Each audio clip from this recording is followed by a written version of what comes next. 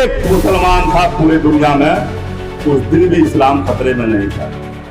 जिस दिन लाखों मुसलमान हो गया दुनिया में, उस दिन भी इस्लाम खतरे में नहीं है।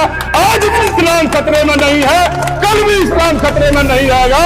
जब तक दुनिया रहेगी कयामत नहीं होगा इस्लाम खतरे में नहीं रहा और नहीं रहेगा। छोटा काम है मेरे पास, विधायक जी का कहना होता है कि बड़ा काम लेके मेरे पास आओ, छोटा काम लेके मेरे पास मत आओ। तो मैं भी आप लोगों से गुजारिश करूंगा कि आ रहा है वक्त, उनको ये बात कहिए कि आप बड़े लोगों के पास वोट मांगने जाओ, छोटे लोगों के पास वोट मांगने मत आओ। हम लोग इस्लाम के नाम पर, धर्म के नाम पर जब चुनाव आता है ना, तो कहता क्या है, यही कैंडिडेट लोग जो बोलते हैं ना कि आज भी वो बेफिक्र है, आज भी बेफिक्र है कि फिर वही वक्त आएगा, फिर हम एक दिखाएंगे टिकट, कहेंगे कि बाबू हम आ गए लेके वही टिकट।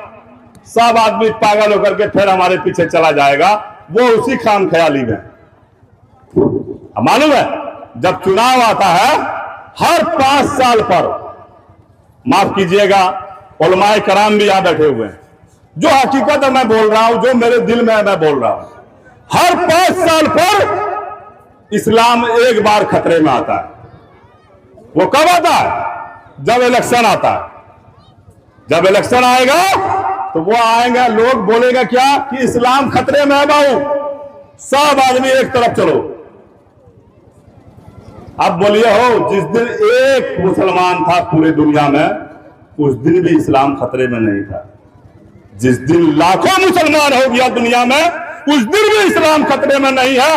आज भी इस्लाम खतरे में नहीं है, कल भी इस्लाम खतरे में नहीं रहेगा। जब तक दुनिया रहेगी कयामत नहीं होगा इस्लाम खतरे में नहीं रहा और नहीं रहेगा।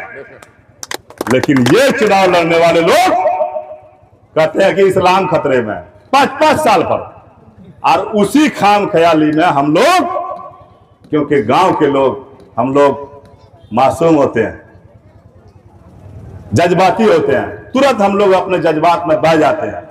वो हम लोगों को सिनेमा दिखाता है बायोस्कोप, जो पहले न खेत में लगे घूमता था कि दिल्ली का ताजमहल देखो, हावड़ा का पुल देखो, तो वैसे वैसे हम लोगों को दिखाया जाता है उस टाइम में कि मोदी को देखो, इससे डरो, सब मुसलमान को ऐसे वैसे कर देगा, ये कर देगा, वो कर देगा। 17 साल से नीतीश जी का सरकार है।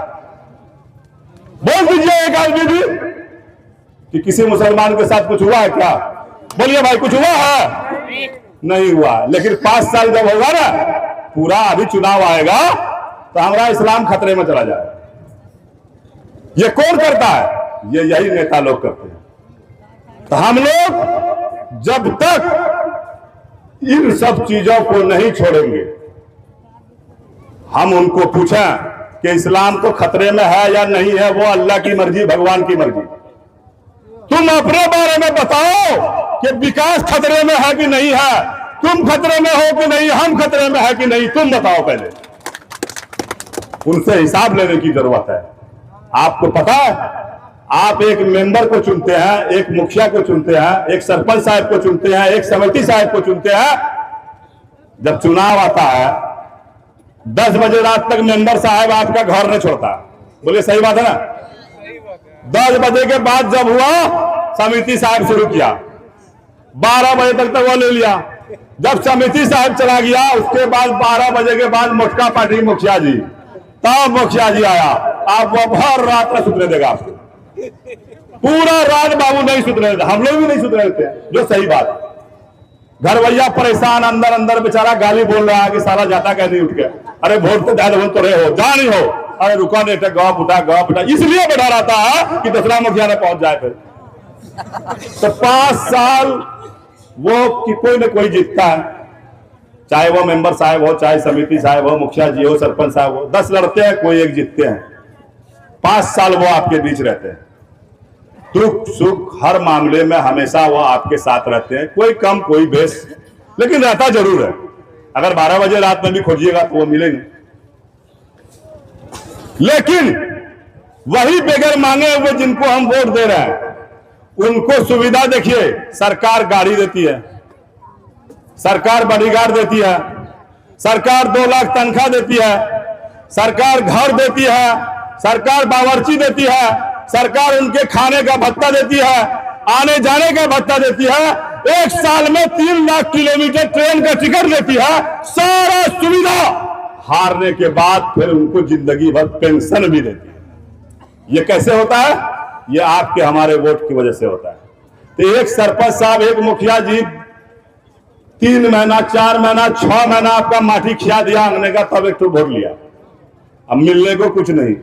और एक आदमी बिगर मांगे हुए आपसे वोट लेके चला गया, सिर्फ बायोस्कोप सिनेमा दिखा करके, और उसको कितना सुविधा मिल रहा है, हारेगा तो फिर पेंशन भी जिंदगी भर उसको मिलेगा।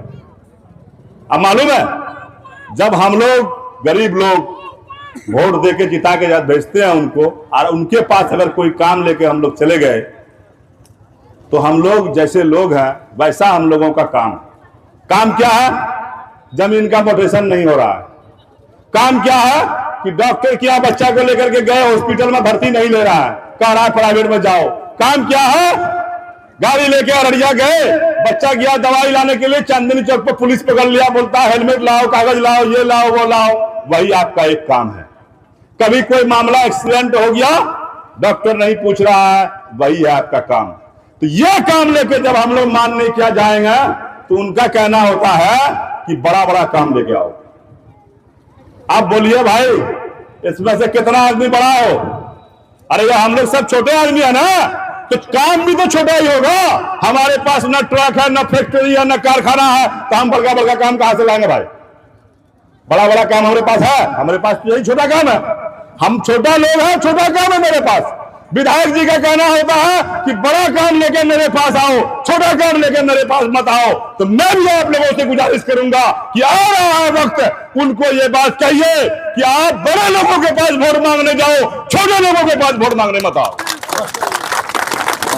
ये उनको करने की जरूरत है।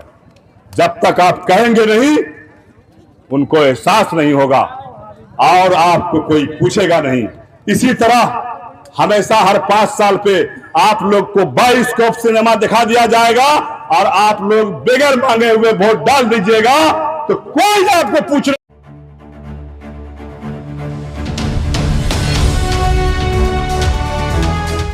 ट्रू रिपोर्ट्स, सच आप तक।